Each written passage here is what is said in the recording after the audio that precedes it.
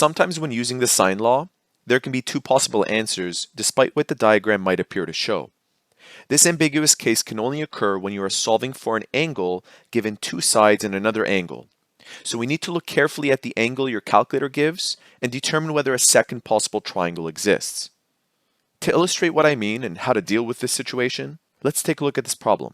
Find angle B in triangle ABC, where A is equal to 9, B is equal to 14, and angle A is equal to 33 degrees. So just to be clear, here's the angle we're looking for. Let's set this up using the sine law. We have an angle of 33 and an opposite side length of 9.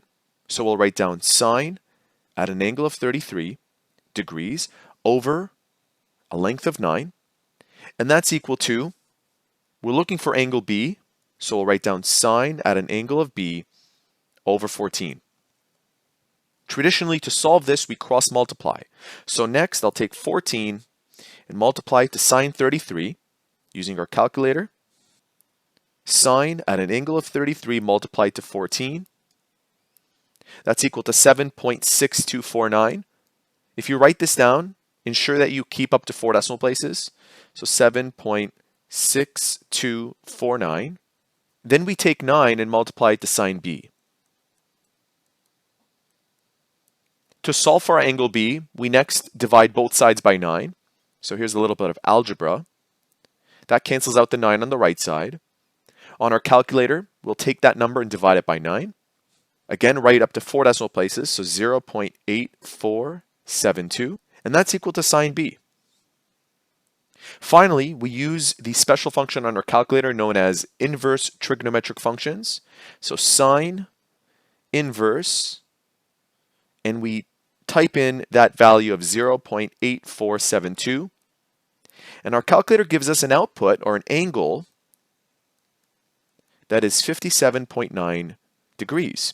Except that if you look at the diagram, it doesn't match an angle that's less than 90.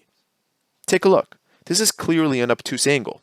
So we're expecting something to be greater than 90 degrees, but of course less than 180. In an ambiguous case like this, we simply take the angle and subtract it from 180 degrees. So the true value of B is 180 degrees. Take away what we just found. So 180, subtract 57.9, and we get roughly 122 degrees. As you can see, the original angle produced by our calculator did not correspond to the diagram provided, and so we needed to consider the second possible angle. This is why it is important to recognize the ambiguous case when using the sine law, as your calculator will only give you one possible angle. If you have any further questions on this matter, please leave them in the comment section below. Thanks for watching.